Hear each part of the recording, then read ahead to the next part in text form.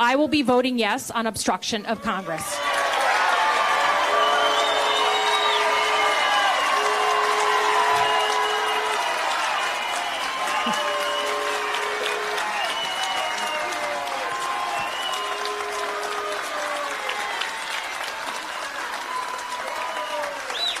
Now, obviously I know and I can hear that this is a very controversial decision, and I knew that.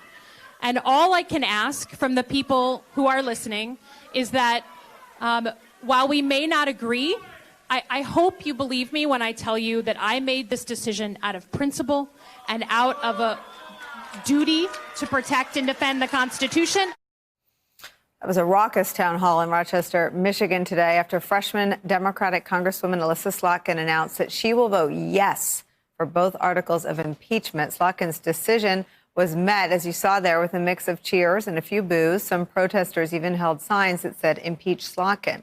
It was a decision the Congresswoman didn't come to lightly. Trump won her district in 2016 by 7 points, but according to Slotkin, it came down to the country's future. She explained her decision in an op-ed, writing, quote, "In the national security world that I come from, we're trained to make hard calls on things, even if they are unpopular.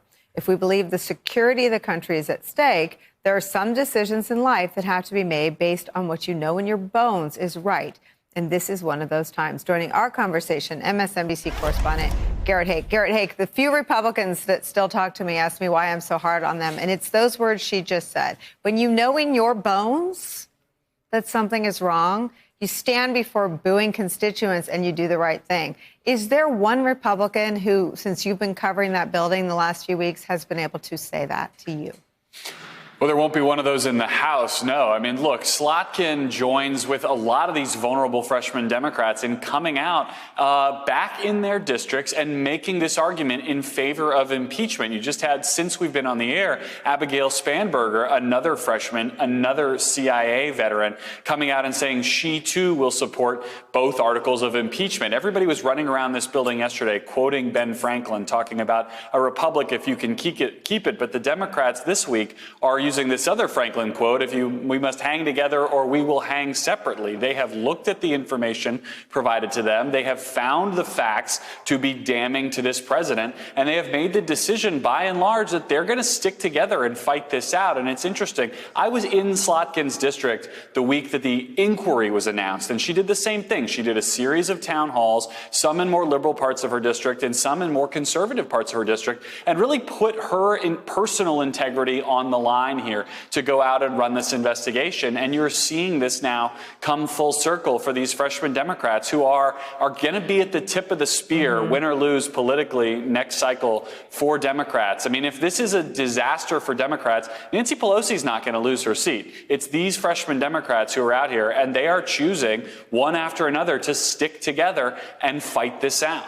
And it would seem maybe that fighting it on national security grounds with her unique national security credentials is both an authentic claim to the decision she made and one that I know that state pretty well. I mean, those are people that vote on trade and the economy and economic stress and anxiety. Right.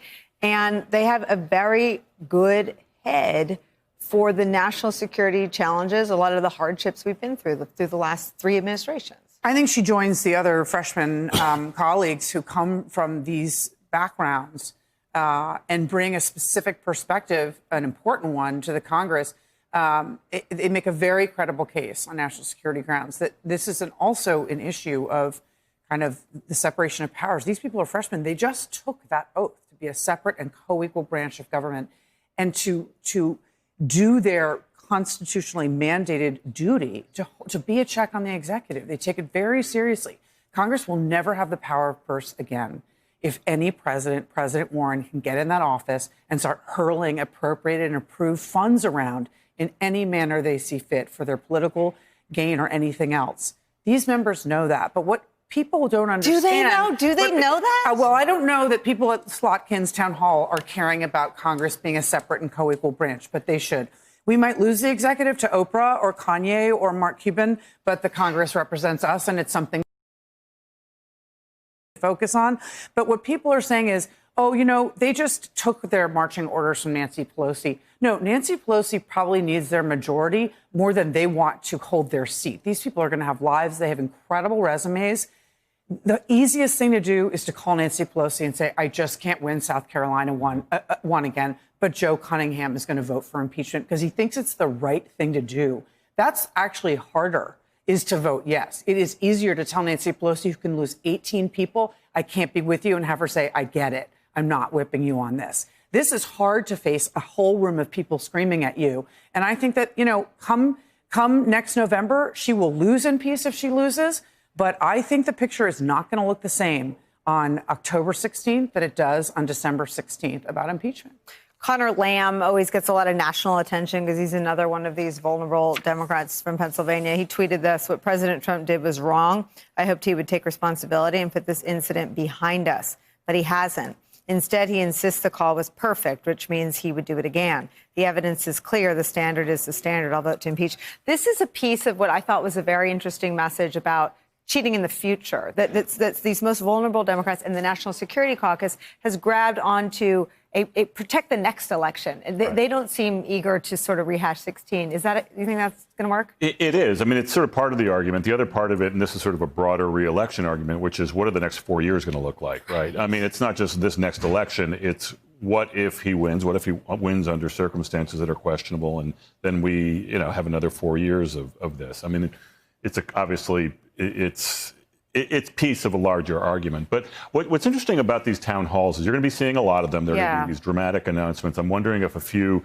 Democrats, maybe even, I mean, probably not Republicans, but you never know, a few banding together, like we're the national security Democrats and we're going to do this together. But I think that's going to be like a part of the scenery for the next week or so.